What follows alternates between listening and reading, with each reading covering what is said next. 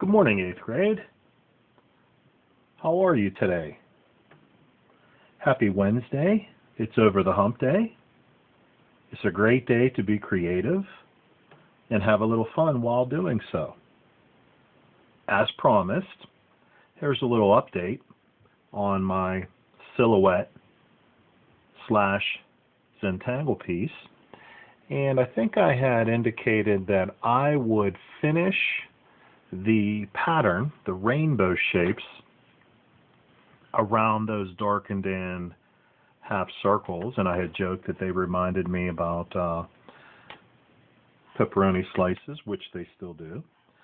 So what I did was I continued the pattern inward towards the center of the pizza slice, if you will, and I happen to like how it's turning out so far. Here's another thing I had indicated to you. I said that I would go online and print out a piece of paper that shows many different Zentangular patterns, and I do not know who did this.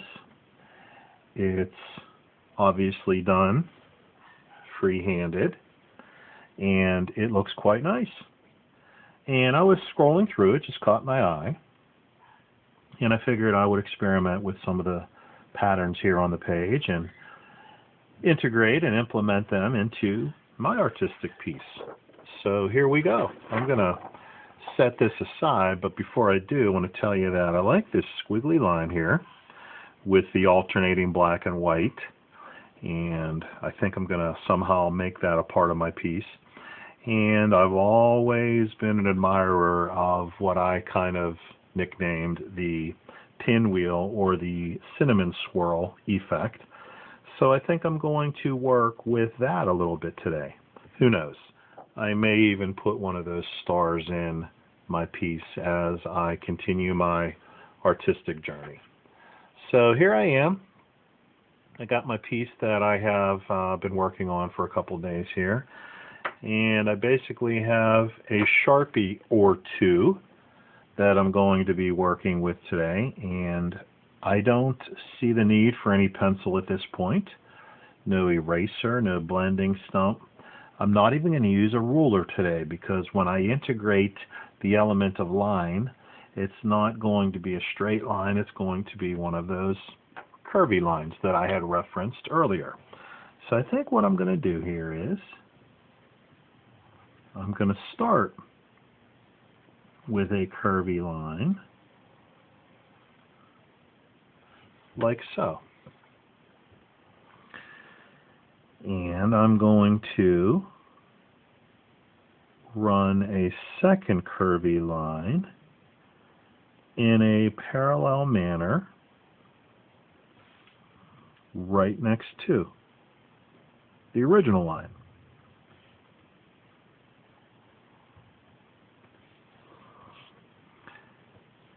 And I'm going to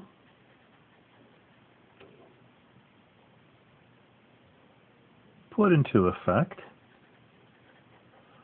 one of the design ideas that I had noticed earlier on that page from the internet. The alternating black and white pattern.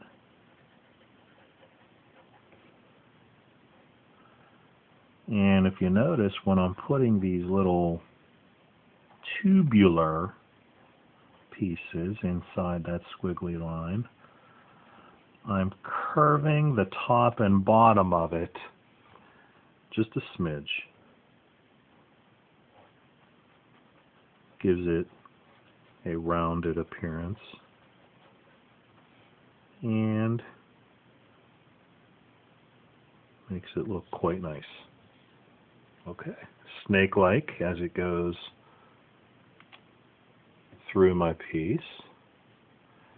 And let's get to designing the inside here. I'm going to go with a thinner tip because I think what I'm going to do is I'm going to start pinwheeling inside of this sectioned off area. Now when I decide to complete a pinwheel, all I do is wrap that existing tail into the body of the pinwheel or the cinnamon swirl itself. Just like that. To give your piece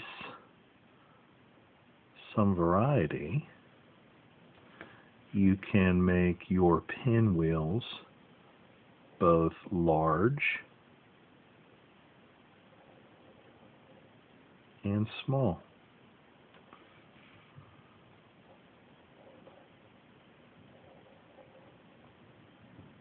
And one of the benefits of Zentangle is relaxation.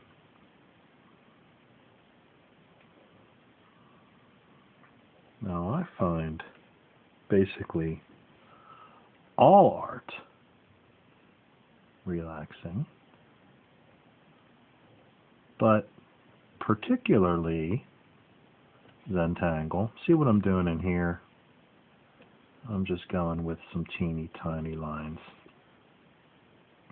Zentangle is particularly relaxing because the idea is to not stress over any particular line. Let it happen. Let the movements flow from your pen and allow them to take place without overthinking.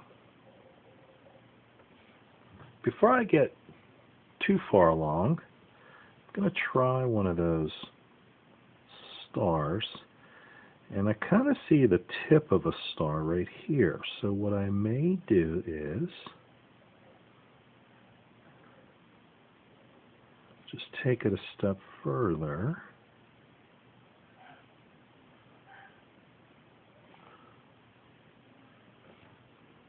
and turn that into a star-like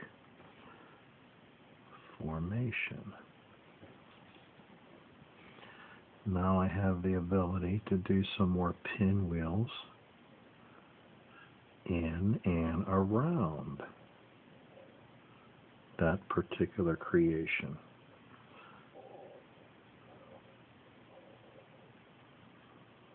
So what I'd like you kiddos to do today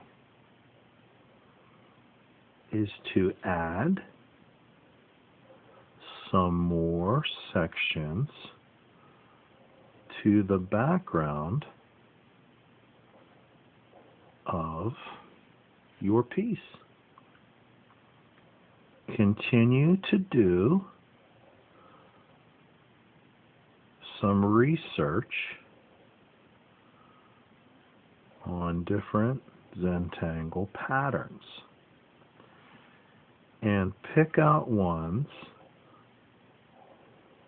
that pique your interest and speak to you artistically. And don't limit yourself by simplicity of design. Don't shy away from a particular pattern that may appear a little more intricate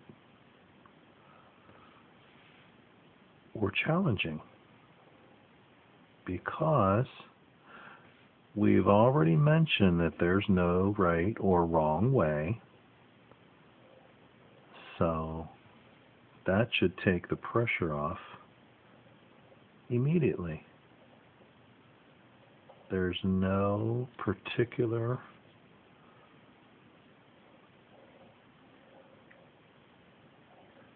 set of rules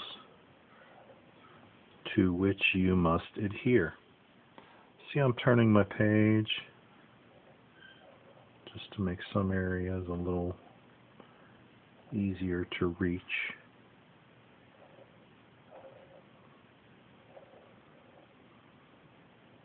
And I hope you're finding it very calming.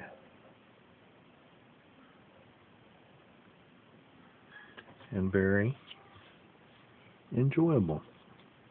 Something's telling me to put a few more stars in.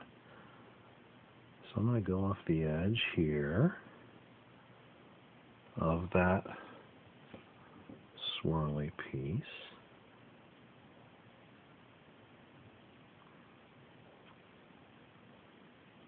And create this star-like object. And if you have these little spaces, just fill them in with little lines or half circles, if you will. They don't have to be a part of the entire cinnamon swirl motif. They can be these little portions of lines. Oh, yeah, I'm so sorry. That was my lovely wife asking how I'm doing. And she didn't realize I was taping. It's all good. Okay, I'm going to stop right about here for now. I could go on and on and on, drawing and creating.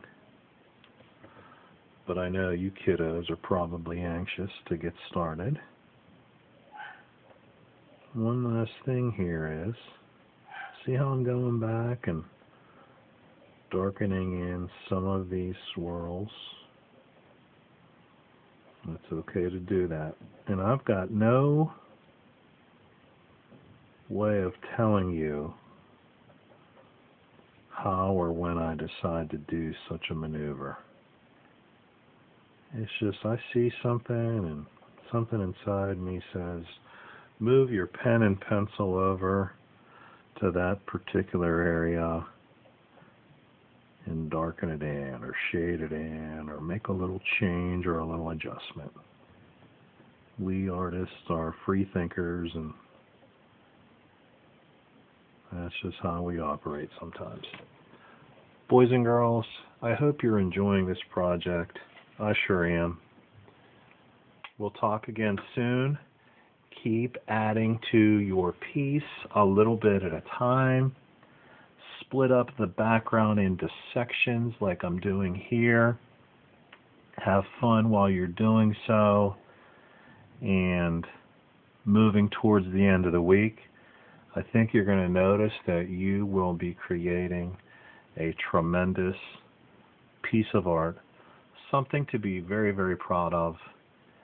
And I continue to be proud of you all. I continue to miss you all. But I'm very happy and blessed to be able to share my art with you in this new distance learning format. Okay, kiddos, happy drawing. Until we meet again, have a nice day.